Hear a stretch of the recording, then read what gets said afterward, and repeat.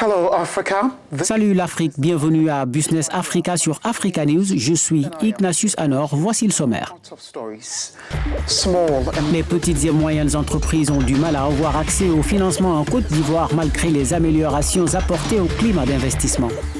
Alors que le commerce électronique devrait atteindre 75 milliards de dollars d'ici 2025, qu'est-ce qui oblige les nouvelles entreprises à fermer ? Et un peu plus loin, nous expliquerons comment la Côte d'Ivoire travaille pour accueillir 5 millions de touristes d'ici 2025. Merci de me rejoindre. Au programme cette semaine, nous nous concentrons sur le premier producteur de cacao d'Afrique, la Côte d'Ivoire.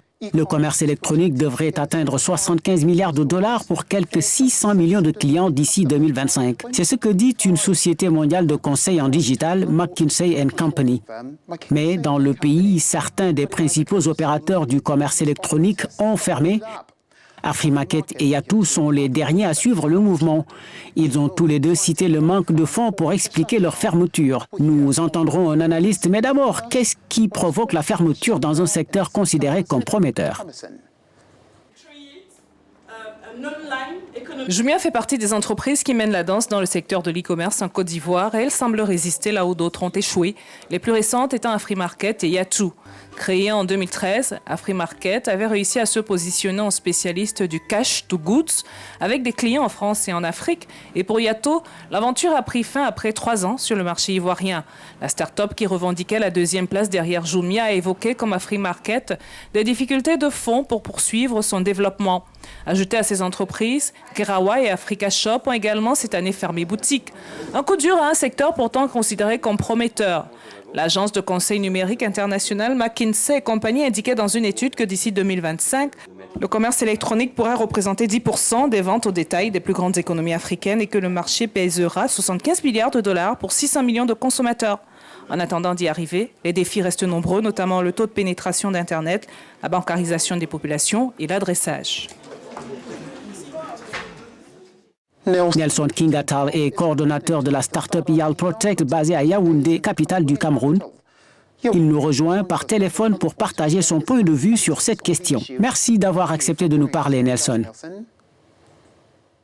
Ok, merci bien, monsieur, pour ce privilège. Nous venons d'apprendre que Jumia Cameroun est sur le point de suspendre ses opérations.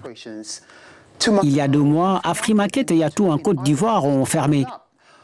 Que pensez-vous de ces difficultés pour ces entreprises qui semblaient pourtant bien se porter ? Pour ma part, ces fermetures sont dues à un problème d'accès à l'Internet des populations d'Afrique. Car ces dernières enquêtes de l'ITI prouvent que 3,6 milliards de personnes dans le monde n'ont pas encore accès à Internet. Et l'Afrique passe en première position avec un pourcentage de 71% sur 44% sur le plan mondial. Donc, ces problèmes sont dus du fait que l'accès à Internet est un peu cher dans nos pays et surtout qu'il est difficile aux populations africaines de croire au pouvoir du numérique qui est de nos jours un aspect incontournable. Donc, ceci devient difficile à ces entreprises de vendre leurs produits et il est également difficile de digitaliser certains produits et les vendre en ligne. Donc l'investissement est là, mais c'est difficile d'avoir des bénéfices en retour. Alors, les 2 entreprises ivoiriennes ont évoqué les difficultés rencontrées pour lever des fonds pour se développer. Avec une industrie prometteuse, n'est-ce pas incohérent ? Il est vrai que le e-commerce est un secteur porteur parce que beaucoup de personnes ont accès de nos jours à l'Internet, il est vrai.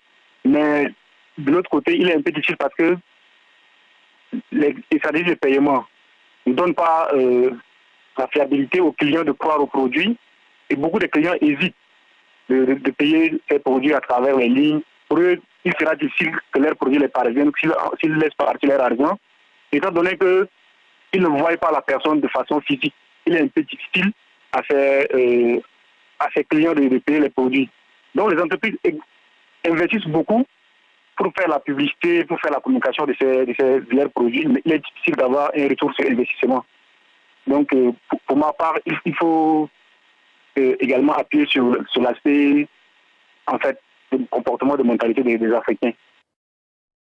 Nelson, Enfin, Nelson, que recommandez-vous comme stratégie les plus rentables pour maintenir vos opérations profitables à court terme? to be profitable. Pour ma part, il faut passer par un premier temps aux sensibilisations de comportement et de mentalité. Donc, ça peut être en sensibilisation de masse ou encore en sensibilisation de proximité, c'est-à-dire les porte à porte. Il faut d'abord faire comprendre aux populations le digital de nos jours. Car nous sommes à une période où le monde est devenu un village planétaire. Il faut les faire maintenant croire qu'il est possible de payer ces produits en ligne, que ce soit à distance ou encore que ce soit dans un même pays ou dans une même ville. Il faudrait également que les États maintenant réduisent un peu le taux d'accès à Internet et favorisent également les statistiques de paiement. Donc il faut développer plusieurs stratégies de paiement et investir dans la jeunesse pour qu'ils développent plusieurs stratégies pour digitaliser plusieurs produits. Parce qu'il est difficile de vendre certains produits en ligne, très difficile. Les produits, je peux citer par exemple les sacs. C'est des choses qu'il faut d'abord transférer à quelqu'un et ça devient un peu difficile. Donc il faut faire comprendre à la population l'importance et le pouvoir du numérique de nos jours. Merci de nous avoir accordé votre temps, Nelson. Ok, merci. Au revoir. Nelson Kingatal est le coordonnateur de la start-up IAL Protect à Yaoundé, au Cameroun. Vous suivez Business Africa qui revient tout de suite. Right back.